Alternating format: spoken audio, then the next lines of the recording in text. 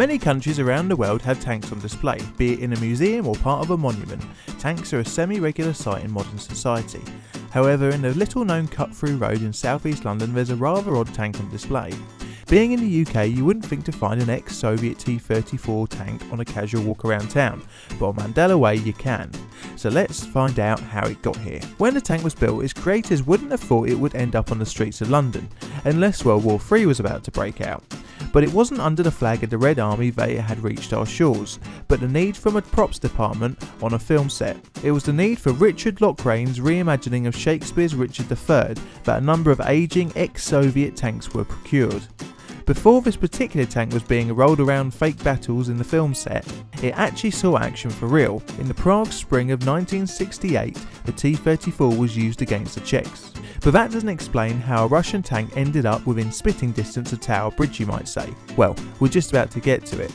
In 1995, Londoner Russell Gray sought to turn a little triangle of unused land into housing. It's here that I should say to anyone who doesn't live in the UK that getting planning permission to build can be for some areas like getting blood from a stone. Council planners are well known for not granting planning permission, especially in the inner London area. Much to his disappointment, Russell's application was turned down. It was then that Russell requested permission to place a tank on the land. Southwark Council assumed it was a septic tank. Probably good example not to assume anything. The tank that Russell actually meant ended up being a T-34 which he had bought from the film production company for £8,000. It is said that he brought the full-size tank as a toy for his son. Oh man, I would have loved to have had a real tank as a kid. As a final middle finger to the council, he had the tank's main gun aimed at the council offices, thus entering in a standoff that has lasted over 20 years.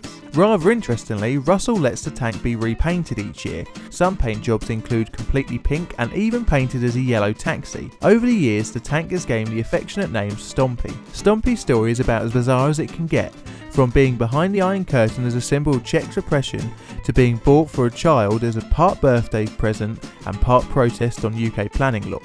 It's one of those stories that you couldn't make up, and regardless of the motivations for placing an antiquated tank on a back street in London, I hope that it'll keep on fighting off the weeds and the odd tourist that attempts to climb it.